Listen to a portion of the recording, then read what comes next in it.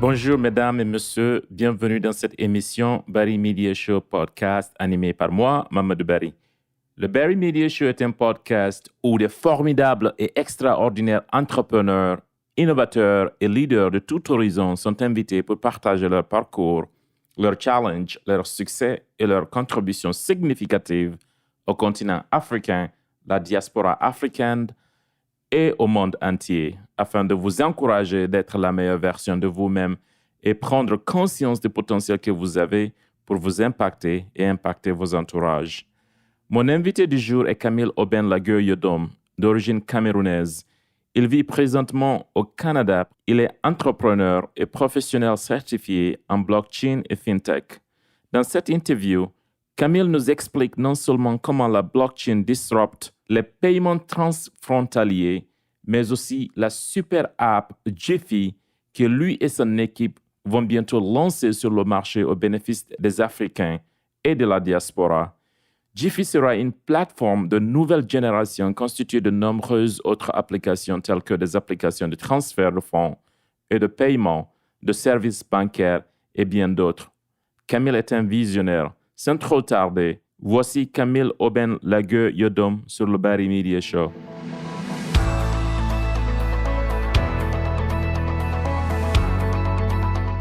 Merci Camille Aubin Lagueux Yodom d'être sur le Barry Media Show. Oui, c'est moi qui vous remercie. C'est un plaisir d'être avec vous aujourd'hui. Alors, tu es présentement basé au Canada d'origine camerounaise. Oui, c'est bien ça. Je suis basé dans la région de Montréal depuis pratiquement 6 ans, bientôt 7 ans. Tu es entrepreneur. Parle-nous un peu de toi. Oui, en fait, je suis un entrepreneur dans le domaine de la fintech et blockchain. Donc, ça fait pratiquement 5 ans que je suis entrepreneur. Donc, je vais essayer de faire un petit feedback sur mon background. Je suis de formation de gestion et comptabilité et finance également. Donc, j'ai travaillé avant dans différentes compagnies, notamment en compagnie de BTP au Cameroun, à Yaoundé précisément, comme assistant administratif et financier. Donc, c'est un poste qui a duré à peu près 1 an. Puis après, je me suis retrouvé au Brasserie. Et partant de là, j'ai décroché un poste dans le groupe Bolloré, toujours basé à Douala, à la direction administrative, financière et trésorerie. Alors, ce poste m'a permis d'occuper, par la suite, un poste de responsable de déploiement des applications financières et comptables au groupe Bolloré, c'est-à-dire de 2011 jusqu'en 2013. Et puis, je suis parti de là pour m'installer au Canada. Donc, arrivé au Canada, j'ai travaillé comme analyste et contrôle des inventaires dans une société forestière. Et puis, j'étais toujours intéressé, attiré par l'environnement d'entrepreneuriat. Donc, je me suis lancé comme entrepreneur en 2015, qui m'a conduit à travailler pour la compagnie de services financiers Primerica comme entrepreneur indépendant, où je suis allé jusqu'à être vice-président régional, donc vice-président régional au niveau de Montréal. Et après, j'ai viré pour être maintenant avec le projet sur lequel je travaille actuellement. Donc, je suis parti de travailler comme un salarié pour devenir un entrepreneur indépendant où je suis engagé dans le projet de déploiement de la plateforme. C'est Shawbanka, donc c'est ça. Donc, tu peux nous dire le nom de ton plateforme? Oui, la plateforme en question, c'est Shawbanka. Shawbanka, c'est le nom de la plateforme à l'origine. Donc, Shawbanka, c'est quoi? Shawbanka, c'est un écosystème de services d'inclusion financière pour accompagner les populations des pays dont j'ai cité, c'est-à-dire l'Afrique Caraïbe, ainsi que les autres pays en voie de développement, pour prendre en main les services bancaires dont ils sont actuellement un peu exclus, compte tenu du système bancaire actuel qu'on a. Parce que si vous regardez aujourd'hui dans le paysage financier, il y a une sorte de discrimination qui existe, une discrimination qui est parfois positive ou négative selon les perceptions. C'est-à-dire quoi? Il y a des gens qui sont exclus du service financier, peut-être parce qu'ils n'ont pas, ils ne remplissent pas les conditions requises pour ouvrir un compte bancaire, ou bien leur revenu ne leur permet pas d'avoir accès à ça. Grâce à la plateforme que nous déployons, qui va utiliser la technologie du web et les téléphones mobiles, va permettre à chacun d'être sa propre banque. On va créer une banque qui n'aura pas besoin d'avoir une agence ou un local pour fonctionner. On a juste besoin d'un réseau constitué de personnes pour échanger de l'argent comme si on échangeait des messages sur les réseaux sociaux comme WhatsApp ou Messenger. Donc, en quelque sorte, c'est ça. On ne peut pas partir de nulle part. Il faut toujours partir de quelque part. Notre architecture de fonctionnement est axée sur la blockchain et la cryptothèque. Parce que si vous regardez bien dans l'environnement blockchain, il y a tout un ensemble de foisonnements. C'est-à-dire il y a plusieurs choses qui se passent. Et il y a aussi également des gens qui se sont lancés là sans fondement aucune. Donc, le marché de la crypto-monnaie est un terrain où on trouve tout et rien. Et pourtant, cette technologie a beaucoup de potentiel. Si vraiment on va au fond pour essayer de maîtriser ça afin de créer des produits et des solutions réelles. Donc, nous avons travaillé fort pour aller dans ce sens, c'est-à-dire au lieu de rester sur le côté spéculatif ou bien parler de gains sur le marché des crypto-monnaies, on est allé développer des solutions en utilisant cette technologie. Donc, aujourd'hui, nous avons déjà des plateformes qui marchent, qui fonctionnent parfaitement. Et nous travaillons également à lancer une espèce de plateforme spécifique qu'on va appeler DeFi. DeFi, c'est notre super app. Donc, c'est on peut l'appeler un compagnon app qui va accompagner nos utilisateurs à opérer un peu comme vous êtes dans l'environnement Facebook, mais en ayant une banque, en ayant un marché, une place de marché en ligne, en ayant également un espace comme professionnel où les gens pourront s'échanger de services comme LinkedIn ou comme Uber et également comme Airbnb. Donc, on essaie de créer un super app. Dans le mot super app, c'est une application qui est comme un parapluie à-dessous duquel on a des mini apps, applications. Shopee, c'est comme on dit Shopee en anglais, Shopee Money. Ça, c'est le nom. Shopee, That Money, c'est le nom de l'application. C'est de moyen de paiement, un peu comme PayPal. Donc, Shopee fonctionne comme PayPal, mais il est décentralisé. PayPal, il est centralisé, mais Shopee, il est décentralisé en ce sens où les clients peuvent envoyer de l'argent instantanément. C'est-à-dire, à partir de Shopee, vous pouvez avoir accès à la devise de tous les pays, c'est les 168 devises. Vous pouvez avoir accès également à la crypto-devise, c'est-à-dire Bitcoin, Ethereum et autres, où vous pouvez convertir votre argent. Maintenant, l'autre application, c'est SureSwap. SureSwap, donc, c'est une application vraiment disruptive et évoluée. Elle est essentiellement axée sur les tokens et les crypto-devises, comparativement à Shopee qui fait un mixage entre les fiat currencies, c'est-à-dire les devises fiduciaires, comme le dollar, l'euro, le yuan et autres, et avec la crypto-monnaie et l'or, c'est une plateforme de tokenisation de tout ce qui est actif. Vous pouvez tokeniser, par exemple, la monnaie locale en token, un peu comme ce que les Chinois viennent de faire avec leurs devises. Ils ont créé un digital en utilisant une application un peu comme ce que nous avons sur SureSwap. Vous pouvez également tokeniser les actions des compagnies, c'est-à-dire les titres des compagnies peuvent facilement être tokenisés à partir de là. Vous pouvez tokeniser également les titres fonciers, vous pouvez tokeniser également l'identité des gens, vous pouvez tokeniser même la valeur comme l'or. Vous pouvez prendre l'or et le tokeniser. Tokeniser, c'est quoi? C'est prendre un actif et lui donner une valeur numérique qui est indexée à cela, de telle en sorte que à partir de cet identifiant, vous avez la valeur de cet actif réel qui existe quelque part. Ça peut être un terrain, un immeuble, tout ce qui a de la valeur, en fait. Donc, c'est ça, les deux applications, SureSwap et Shopee.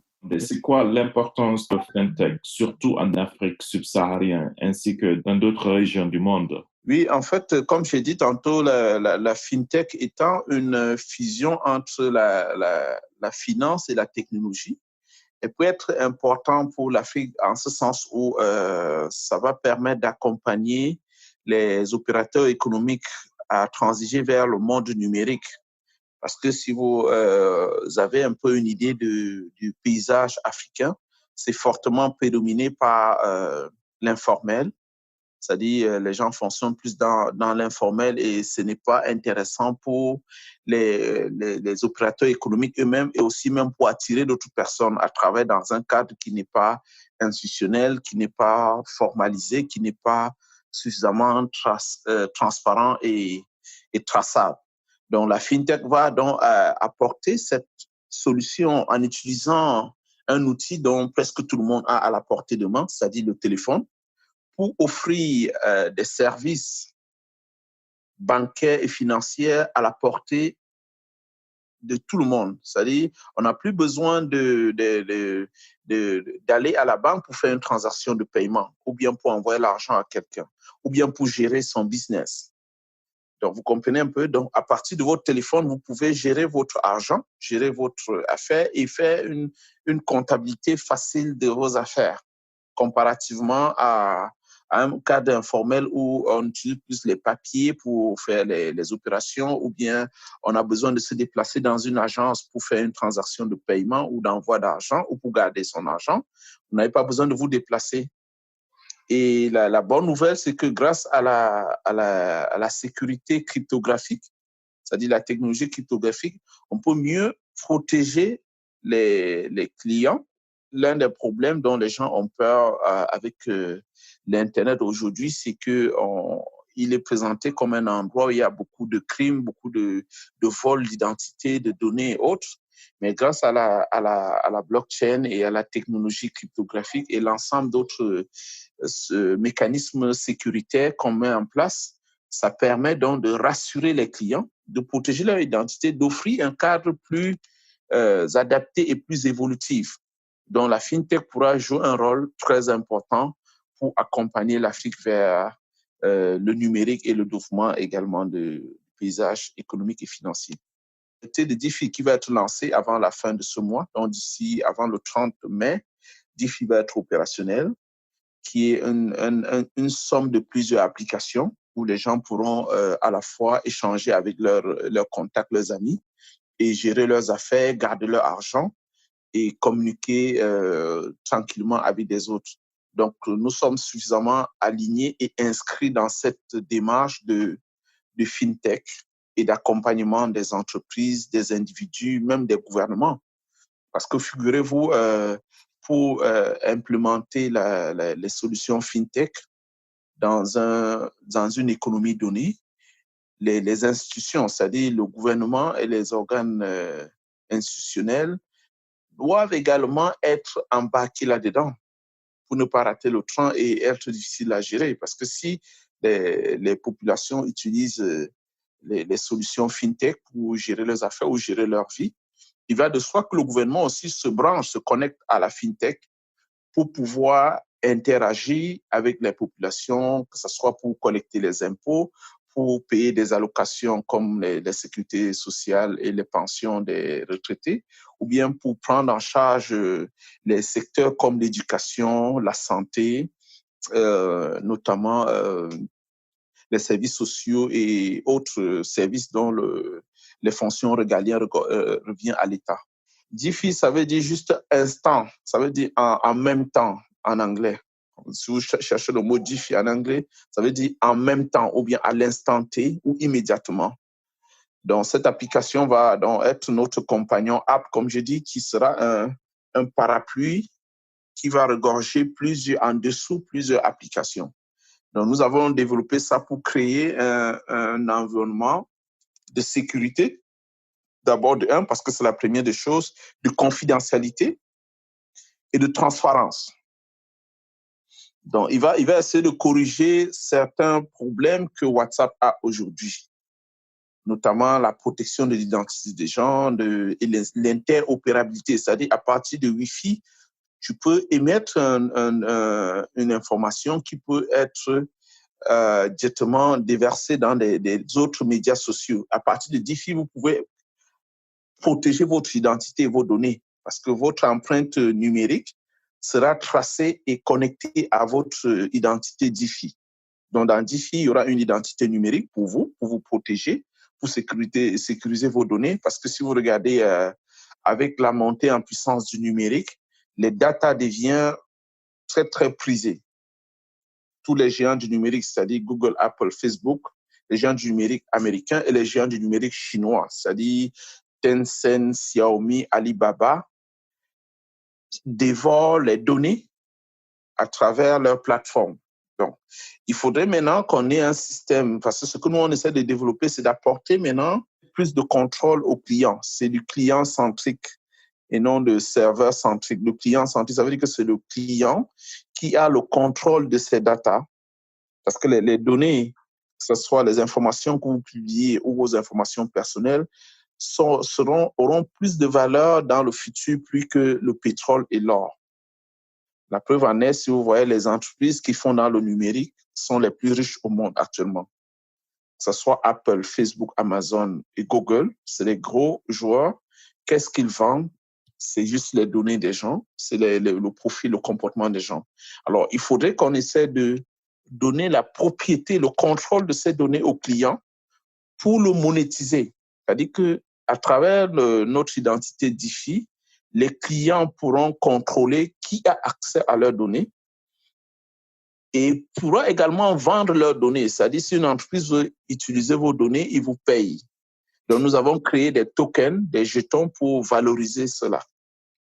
Mais DeFi n'est pas fonctionnel d'abord, c'est ça, right? Oui, il sera fonctionnel. On est en train de le tester déjà. Tout est déjà fin prêt parce qu'on travaille dessus depuis quasiment 1 an.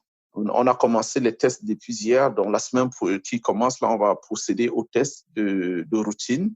Et à la semaine d'après, on va commencer déjà à le lancer live. Là, on va lancer d'abord le module DeFi Chat. Donc, DeFi Chat, comme WhatsApp et Zoom et autres.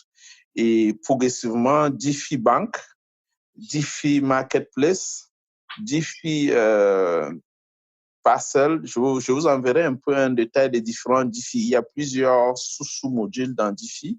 DeFi Ride. DeFi Ride, c'est l'équivalent de Uber. Tout ça sera sous DeFi. Donc, c'est comme je dis, DeFi, c'est le super app sous lequel on a des mini-apps.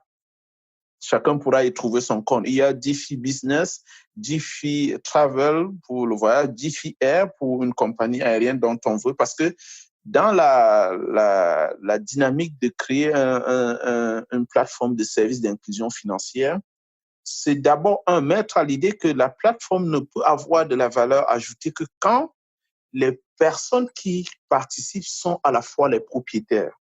Je répète, une plateforme a de la valeur dans l'esprit que nous voulons le développer, c'est que toute personne qui participe à la plateforme est aussi propriétaire de cette plateforme, tant sur le plan contrôle du bénéfice que sur le plan contrôle des activités.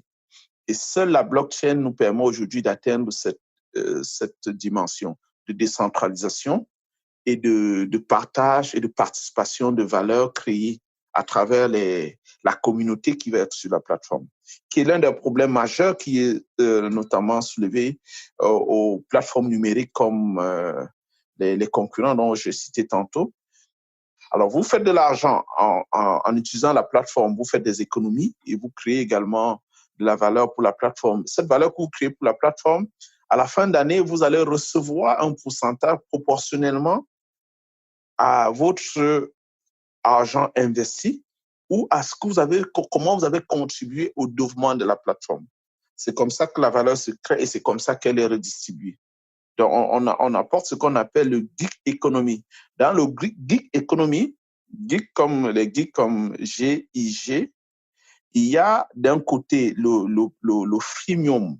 Le freemium, c'est une espèce de prime gratuite qu'on donne aux gens. Et il y a le premium, une espèce de prix ou de récompense qu'on donne aux gens qui est basée sur la valeur dépensée. C'est-à-dire quoi? Si j'utilise DeFi pour envoyer l'argent à quelqu'un, il y a des frais qui sont dégagés, ou bien j'utilise DeFi pour vendre un produit ou faire un paiement, il y a de la valeur qui se crée. Alors, cette valeur-là est redistribuée proportionnellement. Il y a des mécanismes de remise, de ristourne ou de rabais qui est mis en place. Donc, tout ça est géré technologiquement en utilisant les tokens, des technologies émergentes pour mieux repartir la valeur qui est générée par la plateforme. Mais comment rassurer les gens que vous n'êtes pas fraude? C'est très simple. Pour rassurer les gens que nous ne sommes pas des fraudes, c'est juste aller faire leur propre recherche pour voir qui est Shaw Banca et sous quelle juridiction nous sommes enregistrés. Parce qu'une fraude ne peut pas être légalement enregistrée.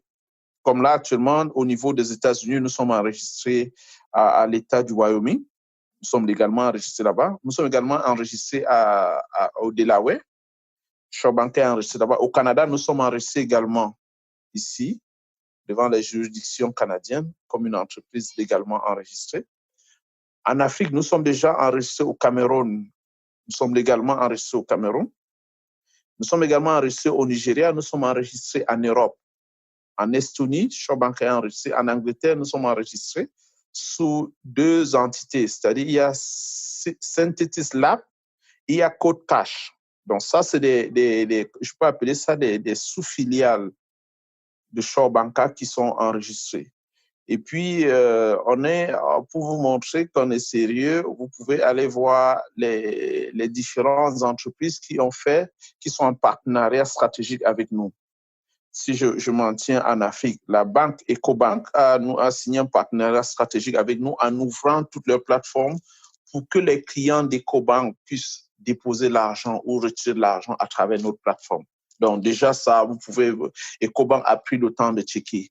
Ici en Occident, nous sommes en partenariat stratégique avec des banques comme Bank Rai en Angleterre, comme Pierre Johnson aussi en Angleterre. Ici en Amérique, on a Wise qui sont des partenaires stratégiques. Ça s'écrit dans SUREBANQA, Shaw Banca, ça c'est le nom. On parle de banque sûre, c'est juste ça, c'est-à-dire Shaw Banca. Oui, c'est le nom de l'entité, mais sous Shaw Banca, il y a plusieurs entreprises qui sont déjà enregistrées, comme je dis, c'est-à-dire les filiales. Comme j'ai parlé de Synthetis Lab, qui est notre filiale qui s'occupe du laboratoire de développement de toutes nos applications et d'ingénierie. Et tu as également Code Cash. Code Cash, c'est l'un de nos produits phares également. Également, c'est le nom de l'une de nos filiales qui est enregistrée en Angleterre et au Nigeria. Donc, Code Cash, le nom Code Cash, c'est une espèce de bon électronique ou bien de coupon électronique qui sert lieu de monnaie d'échange. Donc, c'est une monnaie numérique en fait, mais une monnaie numérique qui est décentralisée. Ça, cette particularité que ça permet de stocker de la valeur et de transférer de la valeur sur une forme de boucle fermée, comparativement à la monnaie, votre argent qui est sur votre compte, ou bien si vous suivez l'actualité, il y a 2 semaines, la Chine a lancé sa monnaie numérique digitale à partir de leur banque centrale. Elle est un peu similaire à Code Cash, mais seulement que celui-là, elle est contrôlée par une entité centrale, qui est la banque centrale.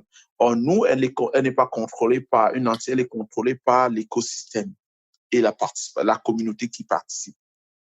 Donc, Code Cash, je pourrais dire que c'est l'un de nos points de vente clés qui va vraiment permettre aux gens au niveau de l'Afrique d'échanger de la valeur en utilisant cet instrument qui est le Code Cash pour transférer la valeur et stocker de la valeur. Elle empêche que votre valeur soit impactée par l'inflation ou la dévaluation des monnaies. Et je tiens à préciser que la valeur par défaut sur notre plateforme, c'est l'euro. C'est-à-dire, ça, c'est la monnaie, la devise qui est par défaut là-bas. Donc, si vous déposez, par exemple, le dollar américain ou bien n'importe quelle valeur à partir d'une carte, il va le convertir pour le déposer en euros. Parce que c'est la devise que nous avons choisie après avoir étudié toutes les autres devises, qu'elles présentent une certaine stabilité en termes de valeur d'échange et également une certaine valeur soutenue dans le temps. Quels facteurs internes liés aux entreprises auront le plus grand impact sur la finance? Dans le fond, les entreprises aujourd'hui n'ont pas d'autre choix que d'utiliser, de migrer vers la fintech. Parce qu'aujourd'hui, la plupart des entreprises, même celles qui sont grandes, moyennes ou petites, utilisent un système d'information de gestion. C'est-à-dire, ils ont également un logiciel qui va les aider à gérer la facturation des clients et qui va également leur permettre de gérer les achats ou le paiement des salaires des employés et éventuellement la production. Alors, on appelle ça un logiciel de gestion intégré. La chose aujourd'hui, c'est que ces positions de gestion intégrée fonctionnent en silo. C'est-à-dire quoi? C'est uniquement interne à cette entreprise. Dès qu'il veut aller vers d'autres, il faut un système de communication qui va utiliser ce qu'on appelle l'échange de données informatisées, ou bien ils sont obligés d'imprimer et envoyer à celui-là pour qu'il saisisse dans son système. Vous voyez qu'il y a une rupture et il y a des risques d'erreur et de manipulation, de fraude. Alors, grâce à la blockchain qui utilise la fintech, on va offrir maintenant aux entreprises un système intégré qui leur permet d'avoir, à travers la solution applicative, la banque. Donc, il y a déjà la banque intégrée. Quand la banque est intégrée, ça veut dire qu'ils sont déjà leur propre banque. Ça veut dire qu'à partir de là, ils peuvent émettre des paiements, recevoir des paiements, payer leurs clients, gérer leur trésorerie en temps réel et sécuriser également leur environnement de transactions et mieux interagir avec le monde extérieur, c'est-à-dire les clients, les fournisseurs, la relation avec le gouvernement, la relation avec les associés, c'est-à-dire les actionnaires, les stakeholders. Donc ça, on est dans cette dynamique que la fintech va jouer un rôle très, très prépondérant, c'est-à-dire en accompagnant cette amélioration continue des process d'entreprise, des process business et autres. Quelles recommandations feriez-vous aux entreprises fintech? Personnellement, je pense que les entreprises fintech doivent chercher à trouver des synergies. Parce que si on regarde un peu partout dans le monde, dans chaque pays ou chaque région, il foisonne un ensemble de pépinières de fintech où chacun essaie d'aller de son côté, dire non, moi je serai la prochaine fintech qui va révolutionner. Nous, on a ceci. Alors, à un moment donné, quand les énergies sont dispersées, on ne produit rien de grand. La particularité des fintechs, ce que je peux leur donner comme suggestion, c'est de coopérer, c'est-à-dire c'est de travailler ensemble, de trouver des synergies entre les fintechs pour pouvoir avancer. Quand j'entends par synergie ici, c'est de voir quelles sont mes forces et mes faiblesses et m'associer avec quelqu'un qui a des forces et faiblesses opposées. C'est-à-dire, moi, je peux être très bon en termes de développement de solutions et de technologies, mais très, très mauvais en termes d'adoption, de conduire l'adoption. Or, l'autre, il est très bon à avoir adopté, à avoir les clients, c'est-à-dire il est plus bon en termes de marketing, vente, mais il n'est pas bon en termes de produits. Or, si on se met ensemble, c'est-à-dire on aura une certaine synergie où lui, il est bon à amener les clients, moi, je suis bon en technologie, et puis on va mieux offrir le marché parce qu'on sera plus fort. L'environnement, c'est au niveau de l'Afrique, qu'est-ce qu'on constate, c'est que l'environnement est marqué est prédominé par plusieurs facteurs et variables, notamment la prédominance de l'informel, comme j'ai dit, et aussi le niveau de compréhension et de connaissance des gens, et certains facteurs plus culturels et aussi propres à certaines régions qui les amènent parfois à rester cloîtrés ou bloqués dans leur démarche d'adopter le changement. Parce que c'est ça des freins qu'on a, où ils sont tellement habitués à un système existant qui n'est pas parfois favorable à eux, au point où c'est difficile pour eux de s'en défaire, malgré qu'on essaie de leur montrer parfois les limites ou bien les avantages à changer. Ils sont restés cloîtrés à cela. Je veux expliquer par là, aujourd'hui, on voit une forte utilisation des mobile money avec les sociétés de téléphonie mobile comme Airtel, MTN, Orange et autres. qui offre également des services de transfert de paiement via le mobile money en utilisant la technologie USSD. Cette technologie, bien qu'elle soit déjà très familière, mais elle n'est pas évolutive, elle n'est pas très, très appropriée parce que quand on regarde le coût des services versus la qualité, elle n'est pas du tout intéressante. Or, grâce aux technologies émergentes et plusieurs autres, on est capable d'offrir quelque chose de plus mieux, de plus moins cher, plus convivial, plus user-friendly pour le client que ce qu'on a aujourd'hui. Mais comment donc amener les clients à l'adopter, c'est de comprendre maintenant les mécanismes sous-jacents de la psychologie, le comportement des gens dans cet environnement de marché. La recommandation que je ferais au gouvernement, dans un premier temps, c'est que les gouvernements essaient de mettre en place et créer une zone ou un cadre franche fintech, c'est-à-dire qui va favoriser l'éclosion des fintech.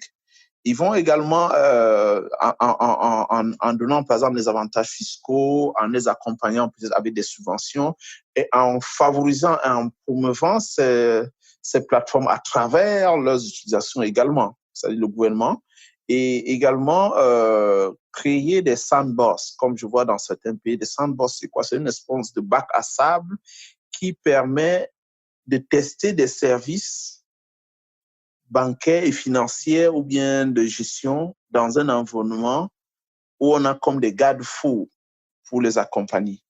Donc, c'est le conseil que je peux donner au gouvernement, c'est-à-dire créer un cadre légal parallèle pour accompagner cela, parce que c'est l'avenir.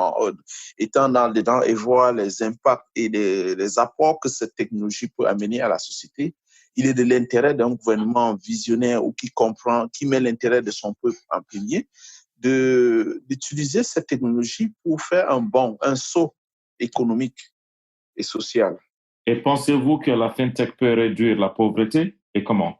Oui, la fintech peut réduire la pauvreté dans la mesure où, quand on observe le cercle vicieux de la misère et de la pauvreté qui sévit en Afrique, l'une des raisons est également due à la centralisation et au contrôle de la richesse par un groupuscule d'individus. Or, grâce à la fintech, on va démocratiser la finance et démocratiser l'information, démocratiser les transactions. Et en ce moment, le marché va jouer un rôle prépondérant dans un environnement démocratisé où les gens ont le contrôle de leurs avoirs à partir de leur niveau. C'est plutôt le marché qui va maintenant réguler à travers la loi de l'offre et la demande. À partir de ce moment, l'instrument d'échange qui est l'argent, c'est-à-dire l'argent qui permet d'échanger les valeurs, ne sera plus un élément, ne sera plus la finalité, mais juste un moyen. Alors, si l'argent devient un moyen et non la finalité, la valeur va devenir maintenant à la chose qui est changée. Donc, c'est-à-dire la chose qui est changée va être plus valorisée. Et la monnaie ne peut plus subir l'effet inflationniste ou déflationniste comme elle a aujourd'hui. Parce que si les gens qui sont un peu très cultivés, qui lisent des revues économiques, ils vont comprendre que dans la théorie d'Adam Smith, l'économie classique, il expliquait que les agents économiques vont agir parce que le marché va équilibrer les échanges. Donc, les gens vont aller travailler fort. Tu n'auras pas d'autre choix que de faire quelque chose de qualité parce que le marché va sanctionner la qualité de ton produit. Alors, plus le marché va sanctionner, si tu fais quelque chose de bien, le marché va le sanctionner à un prix fort, tu feras de l'argent et tu vas avoir un intérêt personnel et qui va mieux te servir et influencer ta communauté. Or, aujourd'hui, on a des marchés où les prix sont dictés ou imposés soit par l'administration, bien taxés, ou bien par les intermédiaires du marché. Trop de friction, c'est-à-dire trop d'intermédiation. Les gens qui vont venir spéculer sur les prix, où finalement la personne qui produit le bien ne reçoit pas le juste prix ou la juste valeur de ce qu'il a émis. Si je veux, pour exemple, si vous voyez des gens, par exemple, des gens qui font dans l'extraction de l'or d'une manière artisanale, ils vont vendre des kilos d'or à des prix parfois qui n'ont rien à voir avec le prix du marché. Je prends un cas, si le prix du marché, un kilo d'or est à 50 000 sur le marché, les spéculateurs et les intermédiaires sur intermédiaires vont aller acheter ça dans une mine d'or au Mali ou au Burkina Faso à peut-être même $30,000 ou même parfois moins, même 27 000. Donc finalement, la personne qui allait creuser l'or, risquer sa vie, sortir le matin sans même parfois rien manger, ne reçoit rien. Or, la marge, plus de 40% va être partagée par des spéculateurs. Or, avec la fintech, on va essayer de rapprocher, c'est-à-dire d'éliminer le plus possible les intermédiaires pour ne laisser que ceux qui sont vraiment nécessaires à la transaction, pour que la personne qui produit le bien puisse le vendre à la personne qui a besoin du bien directement. Vous comprenez? Donc, ce qui fait qu'il va recevoir le juste prix de son bien. Il fait plus d'économies, il est plus à l'aise et vous voyez que sa situation de vie va s'améliorer. Sa condition de vie, il pourra mieux envoyer ses enfants à l'école, il pourra mieux se lotir, il pourra mieux payer ses affaires. Donc, c'est à peu près ça que je dis. La fintech a un rôle à jouer dans la réduction de la pauvreté en Afrique. Très bien, très bien. Avant qu'on termine cette interview, tu as d'autres choses à augmenter? Je n'ai rien à dire, sinon juste d'encourager la communauté africaine à participer à des projets qui ont de la valeur et qui est développé par les Africains pour les Africains. Parce que si vous regardez dans le fond, ce n'est que les gens qui sortent d'un endroit qui peuvent savoir réellement les problèmes qu'il y a là-bas. Je répète, c'est-à-dire ce n'est pas d'autres personnes venir résoudre un problème que nous avons. On ne peut mieux le comprendre que l'avoir vécu ou bien sortant de cet environnement. Donc, je conclus en disant que les Africains consomment Afrique, que les Africains participent au projet FinTech Afrique, surtout quand ça a du potentiel et qu'ils offrent quelque chose de réel au marché. Merci Camille pour cette intervention informative sur la FinTech, Finance et Technologie sur le Bari Media Show. C'est moi qui vous remercie pour m'avoir accordé ce temps d'interview et c'était un réel plaisir d'échanger avec vous. Donc, j'espère qu'il y en aura d'autres occasions comme ça pour partager ce que nous, on essaie de développer pour aider l'Afrique à se positionner sur le chemin de développement et de la croissance.